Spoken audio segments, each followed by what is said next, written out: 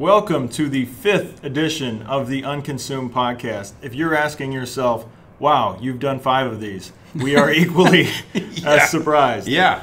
Can I go back to our original charter? This is supposed to be unconsumed. Right. We're doing something wrong that it's being consumed. But it's nice. We're having a good time. What a great time. Yeah. So, housekeeping items.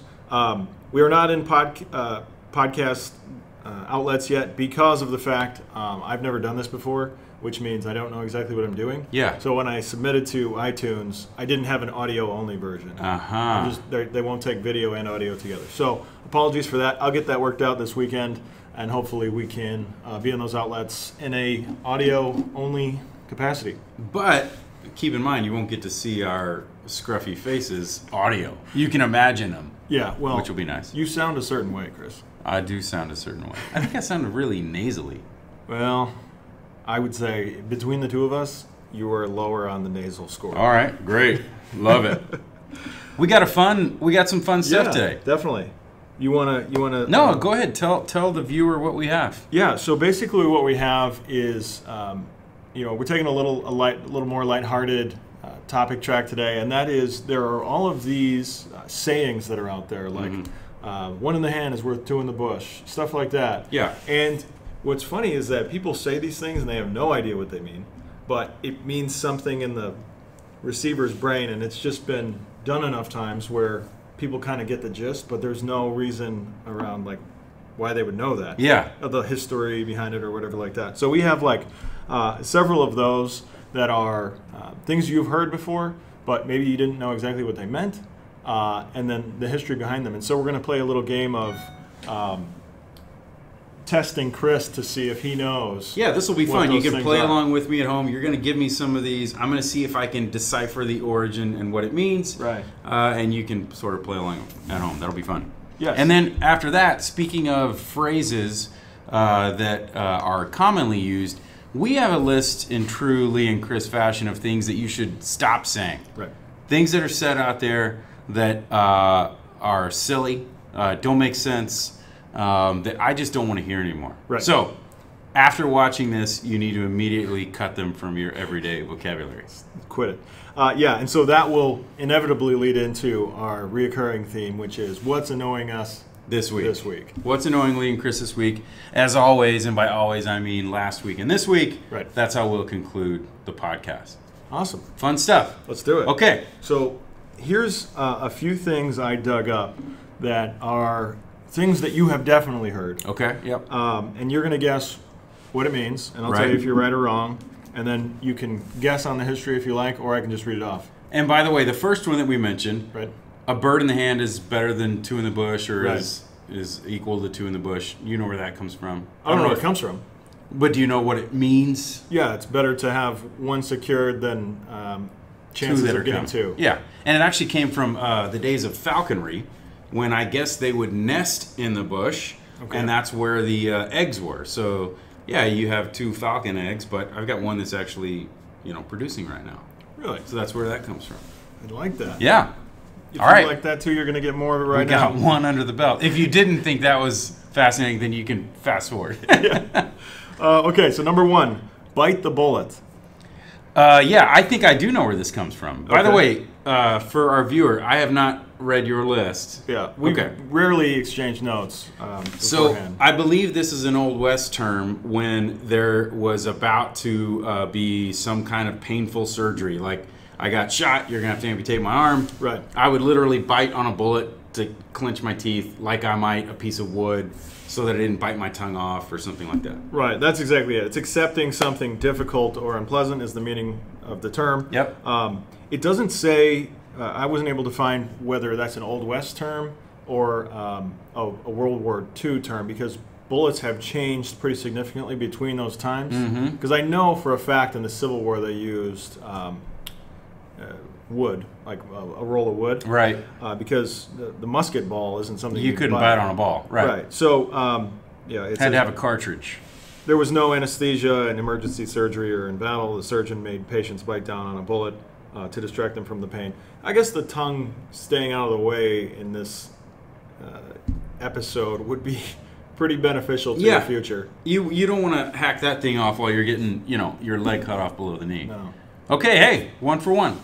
So speaking of the tongue bit, I have one down the list a little bit, but we can parlay. Yeah. Is you ever heard someone say, "Cat got your tongue"? I have heard that. Okay, what does it mean?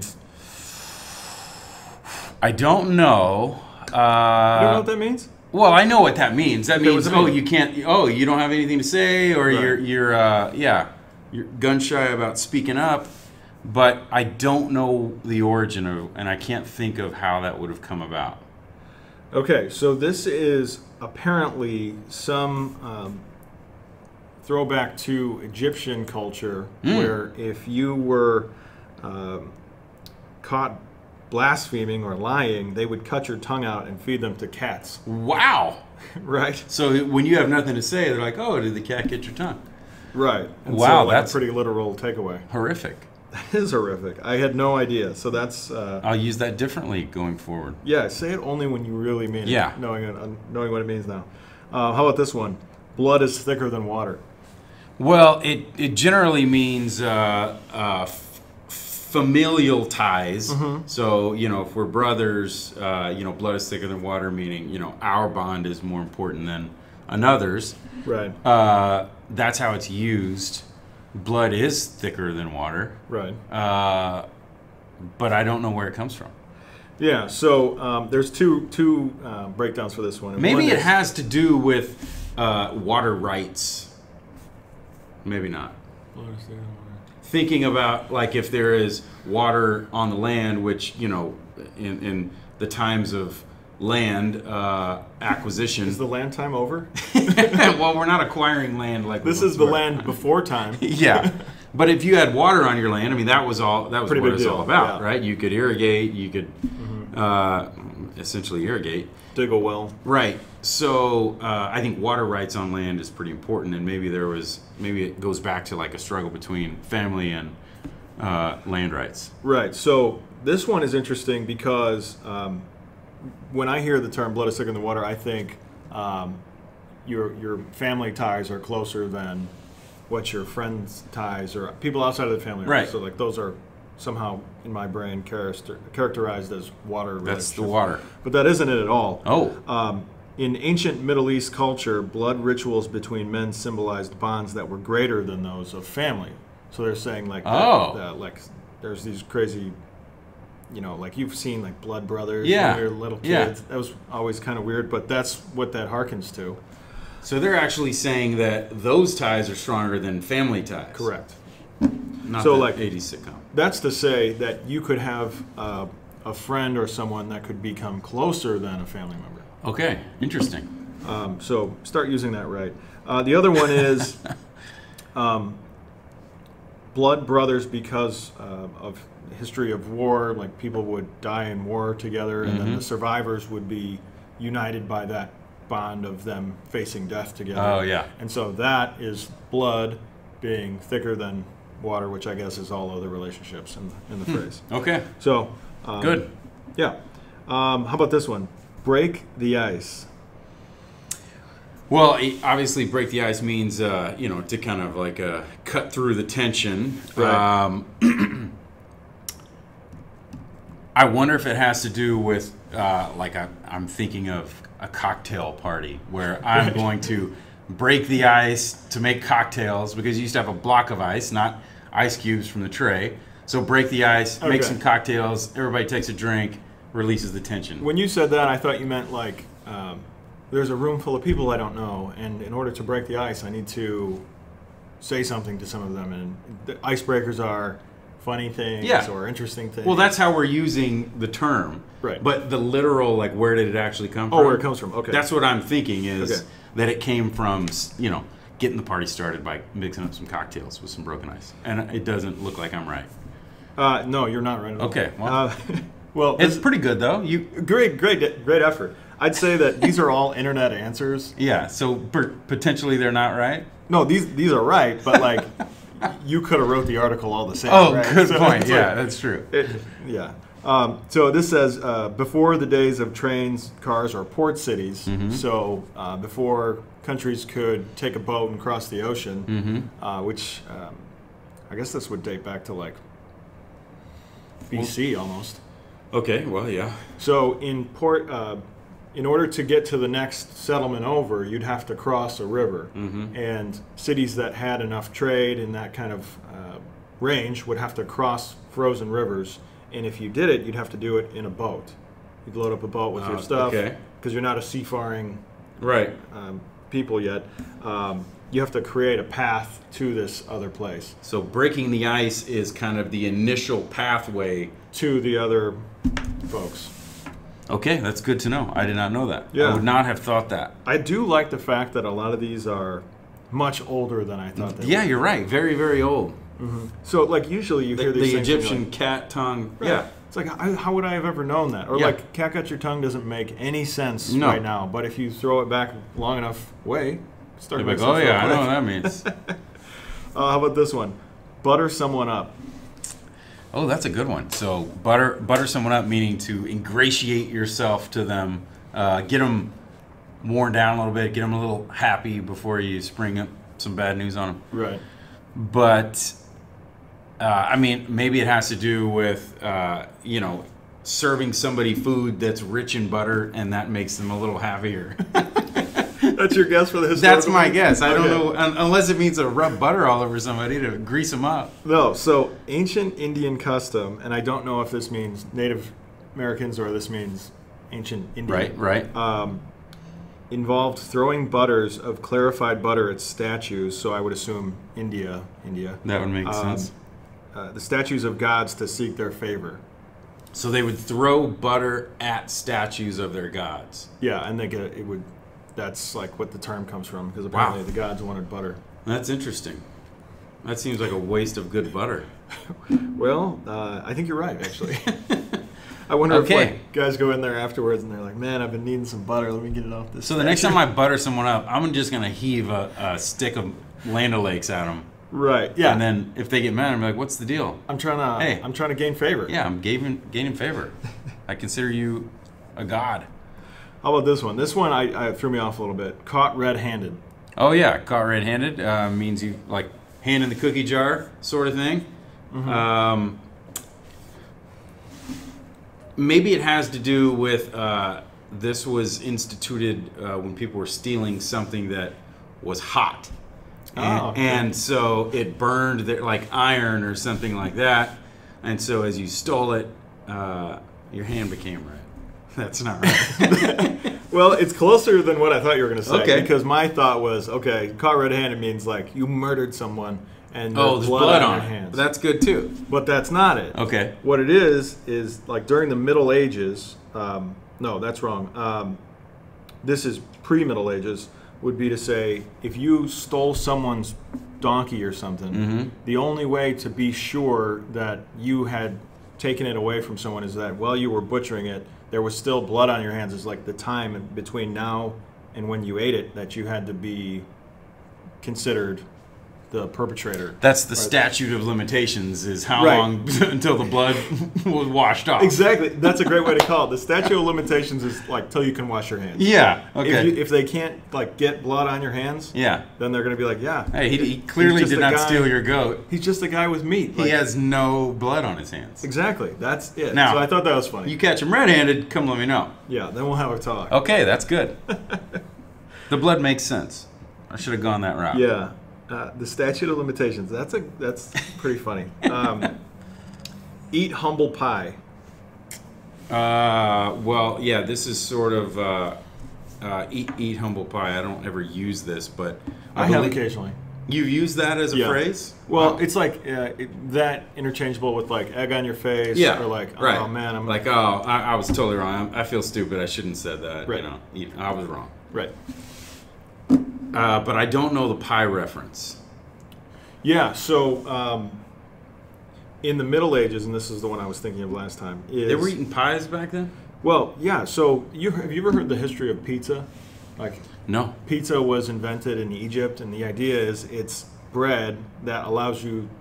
It's like a bread plate, and you fold on whatever it is, and now it's you don't have to use plates. You don't have to use silverware. It's just all the stuff you want is in this little roll. Pretty inventive. And you don't have to, if you don't want to roll it up, you can just leave it flat and put whatever you want on it. Put it in an oven. This is Egyptian. Yes. Huh. Ancient I did not know Egyptian. So if people are taking credit for the taco, not so Yeah. much. It all People are goes back to taking that. credit for the pizza. Same thing done before. Okay, way to go, Egypt. Yeah, they did some pretty cool stuff. Yeah, they did some good stuff. Those being the minor things. Yeah, the pizza and Like taco. just super normal organic growth things. Like Yeah. if you decided you wanted to eat something and not have to use any ceramics or anything. Yeah. That's the way to do it. Yeah. So eat humble pie is during the Middle Ages.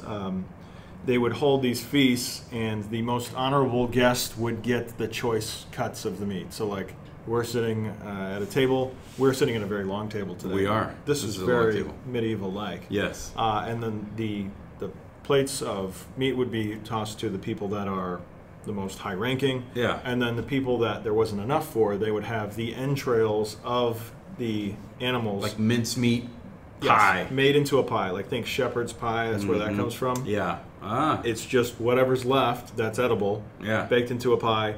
And if you got that, you were humbled because I didn't even You're not make the eating the good list stuff. of the top things. Okay. Isn't that wild? Yeah, that is kind of wild. So when I say humble pie, I mean like I said something stupid, Yeah. and now it's coming back. I don't to haunt think. me. Yeah. And that's not what that I is. wonder how much that has changed.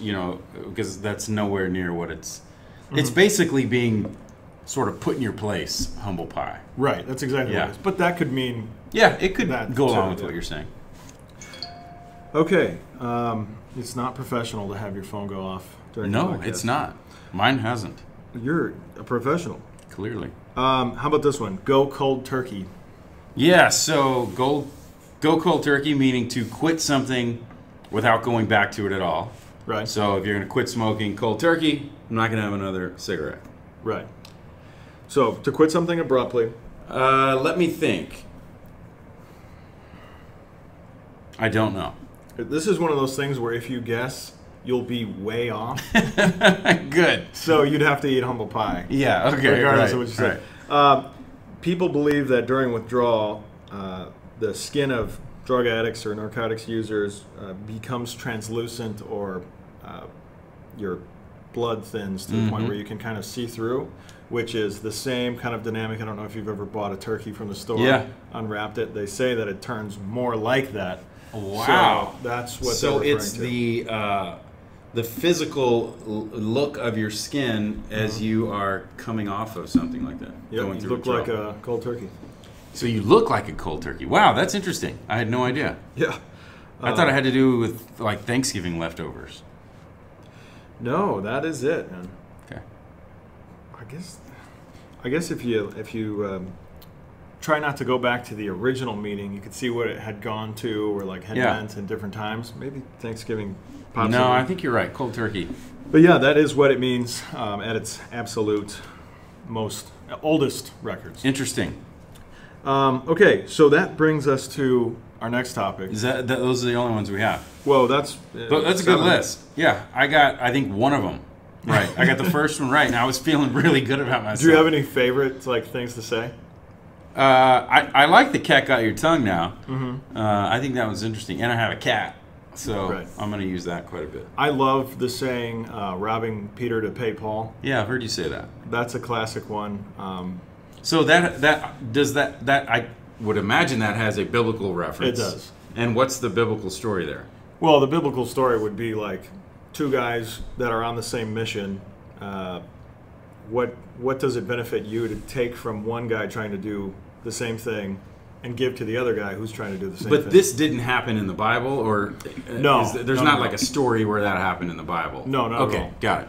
So I get the reference. yeah, it's like why would you take away from one asset that's trying to do the same thing as the other one? yeah. You're just fooling yourself. It's a good one. It's a good one. I'm glad you Do used you it. have any other favorite ones? Because I hear you on the phone all the time. What do I say? I don't know. That's what I'm asking. Like, you've got to have some go-tos, and I'm just like sitting there thinking, yeah, that was pretty funny. I don't think I do. None that I'm not good at. I always hear people that have all these euphemisms that they say, and I'm always Yeah. envious of that. Or someone that has a joke, at any given time. Right. And I don't. My brain doesn't work like that. Like things have to trigger it. You have to say Yeah. something that makes me think of something I heard. but I don't have like a Rolodex that I can just pull from quickly. Yeah, my buddy Dave and I used to keep a little group text between each other where we would throw back and forth funny phrases we had heard on the phone. Yeah. Or like in person. My new favorite one is if you work in an office building of any kind, and I used this one today actually, is that when people are listening to your calls or like what you're saying on the phone or in a meeting, and then they use it again themselves and you hear them, they were ear hustling you. Ear hustling. Yeah, that's good. Yeah, I don't want to hear that you were listening in or eavesdropping anymore. The new term is ear hustle. Ear hustle, I like it. So we've invented one here today. I did not invent that. I'd never heard of it. It's funny though. As far as I'm concerned, you invented it. Yeah. So let's move on to the things that you should stop saying immediately. I think you should stop saying. And this is somewhat open for debate. I have debated a couple of these with my family, and they disagreed with me on a couple of these. Okay. But the first one I want everyone to stop saying is literally. I don't, because you are not using it appropriately. Literally means literal, and people think I'm too literal about stuff. Then don't use the word literally to say that I'm literally starving to death. Right. I literally haven't eaten, in a week.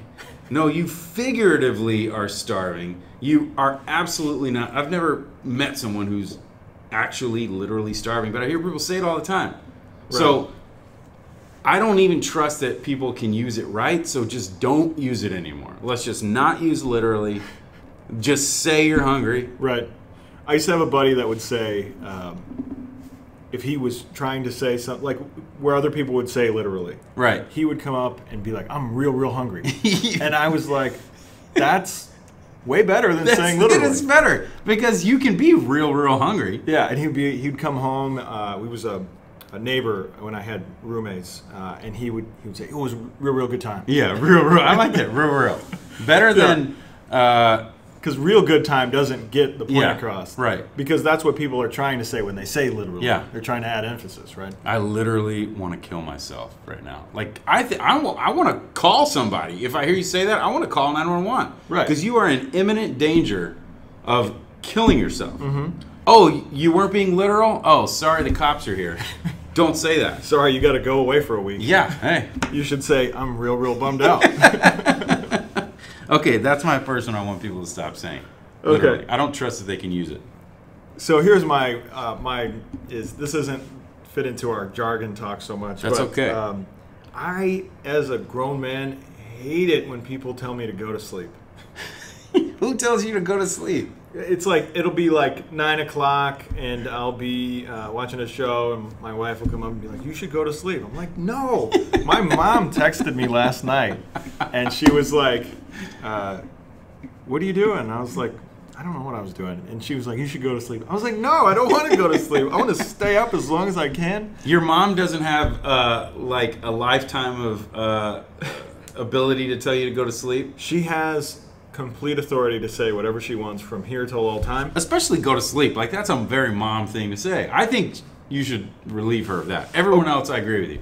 My mom can do no wrong. So okay. She's not on the list of perpetrators here. I got but you. If your mom called you and told you to clean your room, would you be like pumped on that or what? No, I wouldn't. You wouldn't? Well, doesn't she have license to say whatever she wants? My room is nicer than her room. I keep it cleaner. Mm-hmm. Okay, don't tell Lee to go to sleep. No, I don't want that. I want to stay awake. I also don't want to be told to wake up, I guess. Yeah. Well, I mean, you're awake before everybody else. That would probably be hard. Yeah. Okay, you got one. Yeah, I want people to stop saying perception is reality. Because that's not true. Because it isn't true. At all. No. They're two different, totally different things. That's why they have different words. Perception is what I think about something. Right. Reality is what is. Now, if you're trying to say that perception is important, then yes, perception is important. If my boss thinks that I'm a loafer and a loser and I don't do any work, his perception is important. But that doesn't mean that it's reality. Yeah. It doesn't. It could be, but it isn't the same thing. Two of your line items have had the first voice in my head is Mitch Hedberg. Yeah. And he says, in line with perception is reality, he says, I hate the 2-in-1 shampoo because one is not big enough to fit two. That's why they made two. Yeah. And I always love that. And so that like fits the perception is reality because you think you got both, you did not get both. Right. That is not true. I just, don't be dumb. Don't say perception's reality. It's not. It's not. It's different. What was the first one you said? Literally. Literally. I don't want to hear literally because How did I get your pen there? What are you doing here? So strange. I was trying to. The cat got your tongue over there? Well, no. Did I use that that's right? too serious for that exchange. Okay. Because there's another Hedberg one that I was thinking for your first one. What's that? What was it? That's what I was trying to find. Oh, I said literally. Yeah. I'm losing it. Okay. I'll ring it up if I can find it. Maybe so. I got a couple more. Okay, let's go. You want to go? I have less than you. Well, here's one. You have fewer than me, but I don't want to go there right now. Okay. The other thing I want people to stop saying that I keep hearing, and this is an old saying, right, is the definition of insanity is doing the same thing over and over again and expecting a different result. Right. First of all, that is not the definition of insanity. So what is? It's not even close. Insanity is a disconnection with reality or something. I don't know the technical definition of insanity, but it isn't doing the same thing over and over again. That's stupidity. And the second part to that is that people always attribute that to Albert Einstein. And he did not say that. Right. Because he's not stupid or insane. But for some reason, it's been attributed to him, and it's a stupid thing to say because it's not accurate. Yeah, that is one you hear so often. You hear it all the time.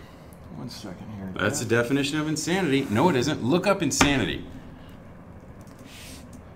So what I'm worried about here, viewer? I'm looking this up, and the reason this is what I wanted. Because that is something that's said so much that maybe they've started that maybe to give Google has picked it up. Insanity, the state of being seriously mentally ill, madness, extreme foolishness or irrationality. Okay, you have taken the day. That's the definition of insanity. It isn't doing the same thing over and over again and expecting a different result. That just is a sign of stupidity. So you and I both work in an industry where we have to do the same thing thousands of times. You'll do it 1,000 more times before you're retired. That's true. And the result is always different. Yes, and I expect it to be different.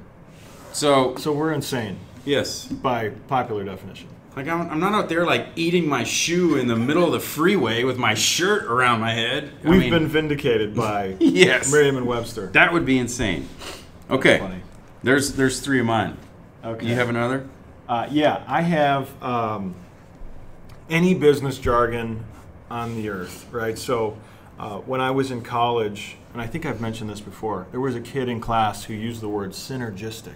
Oh, God. And I was like... Did you strangle him? Well, I didn't know yet. I'd never heard any synergy or any of those types of words, and I was like, that's a brilliant word.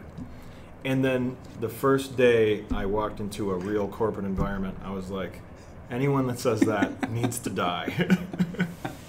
That's inflammatory language, but I was not happy with that stuff. And so I worked in trading for a long time, so people would tell you what they meant very quickly and without worrying about what you thought. Right. And synergistic is not, or synergies or any of that stuff, wasn't a topic that was ever talked about. So when I was exposed to that in what corporate America is, it was infuriating. Because I was like, how dare you? You're not saying what you mean at all. Say what you mean so that I can walk away with this with more understanding of what you want. I think if someone says that word in a sentence, they don't know what they mean. Right. They don't have a point. Synergistic.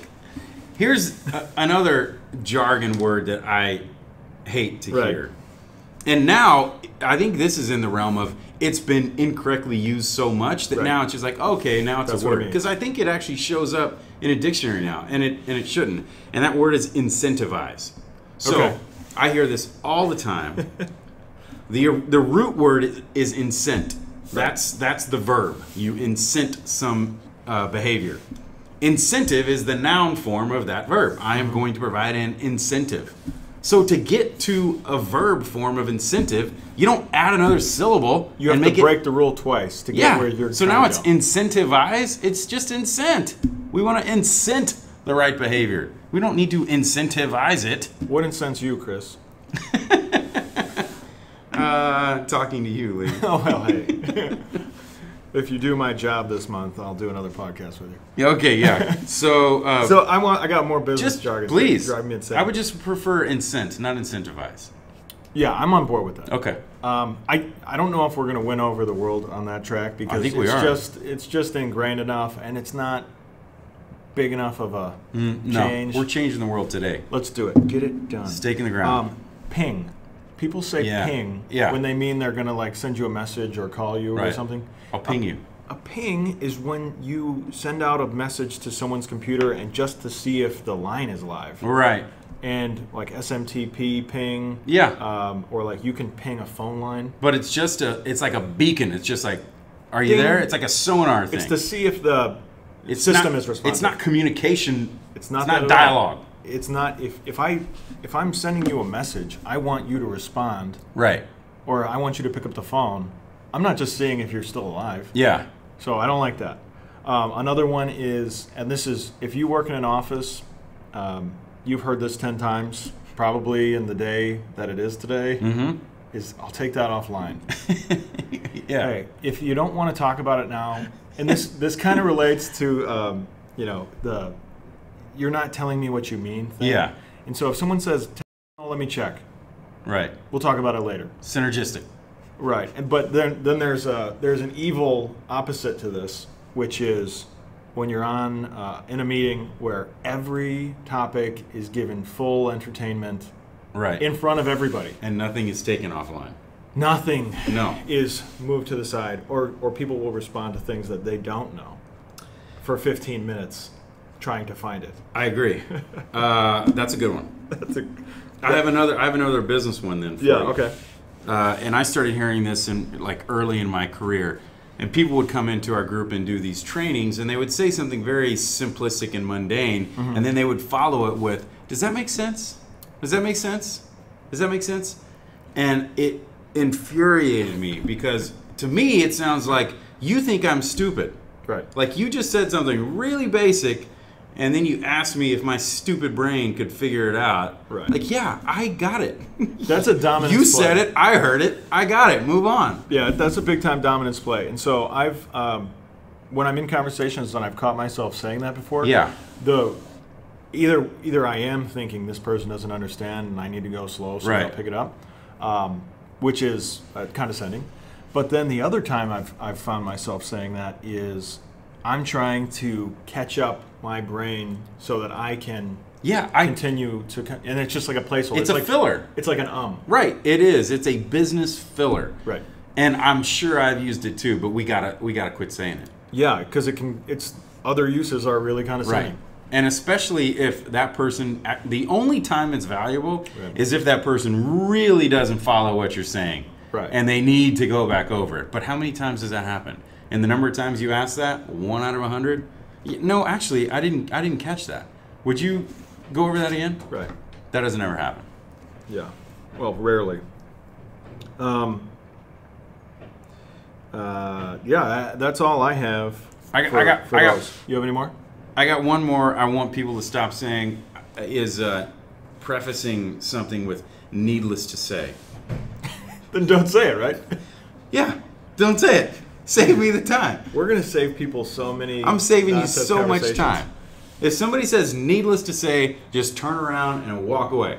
Because whatever they were going to say didn't need to be said. Didn't need to be said. Oh, man. All right. That is one of those things where it's something people say, but it's not. It doesn't advance a conversation at all to say needless to say. It's one of those things where you're trying to just prep your listener for an obvious statement. Right. So don't do that. So don't say it. Also, I gotta go home and review the reasons why I say things. This isn't on my list, especially for me because I take everything literally. But when when someone's being introduced and they say, this man needs no introduction, and then they introduce them, then they say 4 or 5 more things to introduce that person. They never stop it there. They never go, this man needs no introduction. I'll see you later. And then walk off. They at least say their name. Well, that's... They needed an introduction if you had to tell me who they are. Absolutely. That is funny because there's some things we just accept. I know. And so you were talking the other week about your seeing something and being able to convey it in language, the articulation piece. Yes. So I was reading about this a little bit, and the part of your brain that is logical doesn't translate to language centers in your brain. Huh. So you'll see something and you'll be like, oh, but then for you to convert that into language, it's not easy. Is an exercise. Yeah. So that's interesting. I didn't know the brain worked that way. Yeah, but it makes total sense. Distinct centers. So there was a Eli Manning got benched. I saw that. So he's playing 210 games, I believe, and and they're going to bench him. And I was listening to the same radio station, one in the morning, one in the evening, and one is absolutely furious over why they would let him sit on the bench after 210 games. And then the afternoon host is, it's the most logical thing ever. I can't imagine how anyone would be so emotionally attached. And so I found out, and send this to ESPN. Actually, I don't like ESPN. Send it to Fox Sports. if this makes sense, is the emotional side of your brain has a social contract that says if you worked for me for 210 games, and that's more than anyone else ever, and you didn't get hurt and you didn't take a break, we owe it to you to let you exit with grace and dignity. Yeah. That has been broken in favor of, hey, if we let Geno Smith play, maybe he'll be Matt Flynn, so we have to let the runner go on him, and then there's the other guy who might be the future of the business. But I haven't heard anyone be able to articulate that first emotional social contract. Not one. And I listened to probably 2 hours of it. Well, people calling in. We don't know. So when is that contract up?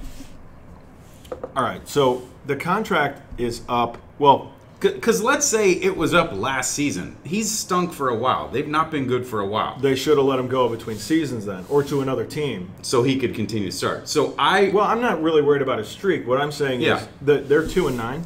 Yeah. They're not going anywhere? No. So let's do something that... Well, that's what they were going to do. They were going to let him start the first half and then put Geno Smith in the second half. Right. But and then Eli said, no, I'm not interested in that. I'll just sit. That's because that puts all the onus on him for carry the ball. Because if he does take that, then it's all the record is a sham anyways. Did you hear about how it ended? Hey, you don't want to see me dance in the end zone, don't let me score. That's what they say. That's what Lee says. I think Ed Reed said that. I don't know. I'm attributing it to you. Well, I'll take it. I picked up 2 good sayings today. Okay. Shift into our final and most beautiful segment. What is annoying Lee and Chris this week? You have more than I do, so I'll let you start. I have 2, and they both come from watching television in the last week. So I get home. I don't watch Wheel of Fortune. I do. Do you? All the time. This will totally resonate with you. I don't know why when they announce the letter that they want, that they yell it. This is the way it goes every time. They're like, they roll, it's like, $200. B! They do that. They do. And then they're like, and then they talk normally. Right. I'd like to buy a vowel, Pat. You! Why do they have to yell the letter? Why can't they just talk in a normal tone the whole time? Well, so you've seen those game show contestants. They're looking for the most boisterous person they can find. Yes. And then they coach them on how to play the game. And so someone backstage at Wheel of Fortune is coaching them to scream the letter. Right. And it annoys me. And they've been doing it for 40 years. I don't know how long that show's been on. But forever. Yeah, forever. Hey, Vanna White still looks good and normal. And I don't know. She's got to be 80. How old is that woman? I have no idea. She looks great. Yeah, she's still. Pat is working it too, man. He's dyed his hair. Pat looks good too. They look like they were frozen in time. But what's going to scare me? They are close to 70 apiece, though. So you remember Dick Clark looked fantastic forever. Right. You know, he was. We had no idea that guy was like 90 years old, and all of a sudden he died, and we're like, what happened? Like, oh, well, he was 90. Oh, man, he looked like he was 40. He's made of plastic. Yeah.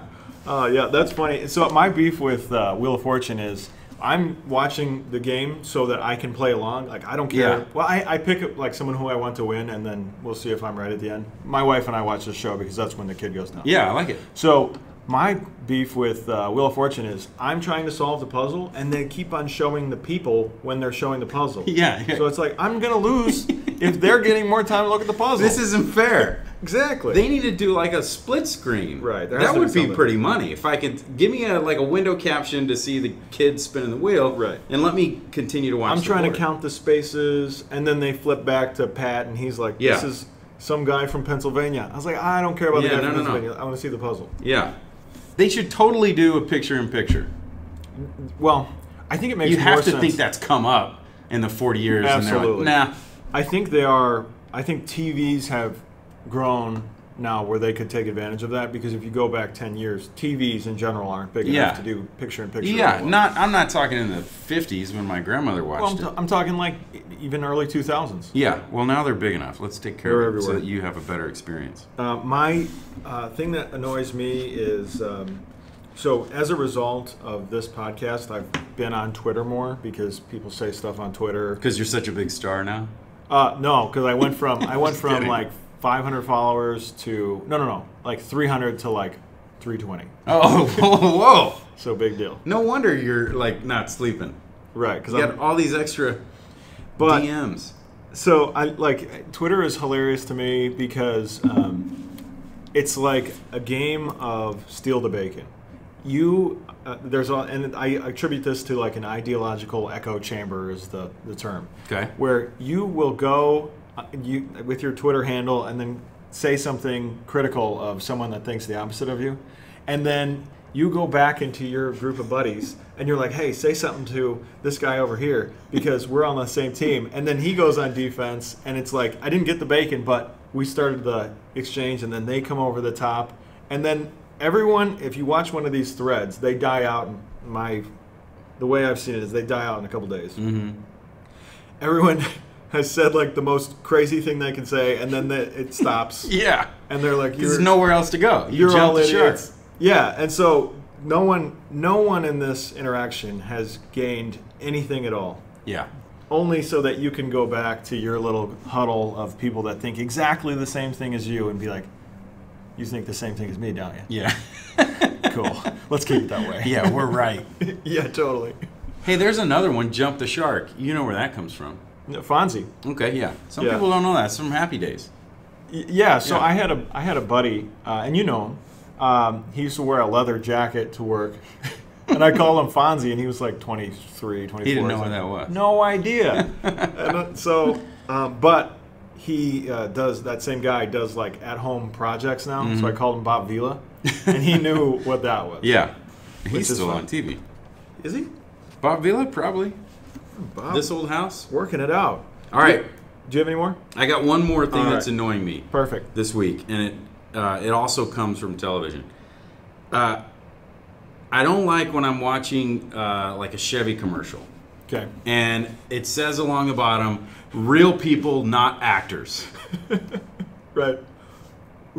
Actors are actual real people. They're not robots. They are real live that's not where I thought you were going to take that. So just say not actors. Or say non-paid actors. Real customers, not actors. Whatever. Right. But why do we put real people in front of that? Because actors are real people. Right. I think that cynicism has got to its highest level since I've been around. Yeah. And you see something on TV and you assume it's not true right now. But not actors would suffice. It's just annoying to my literal mind. So I have one that I didn't have this on my list or anything. Ooh, off the cuff. Yes. J.D. Power and Associates are giving everyone awards. Yes. 9 years in a row. Yeah. Who are you guys? Are you just handing out trophies? Because every car. There is no commercial that's peddling something that is in a J.D. Power and Associates category that doesn't have like 15 awards. Yeah. They're going Guinness Book of World Records now.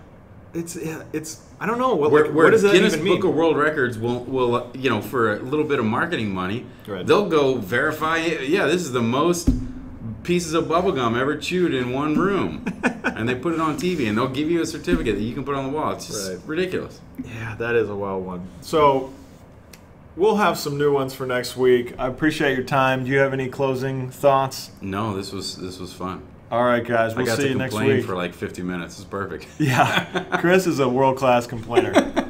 Talk soon.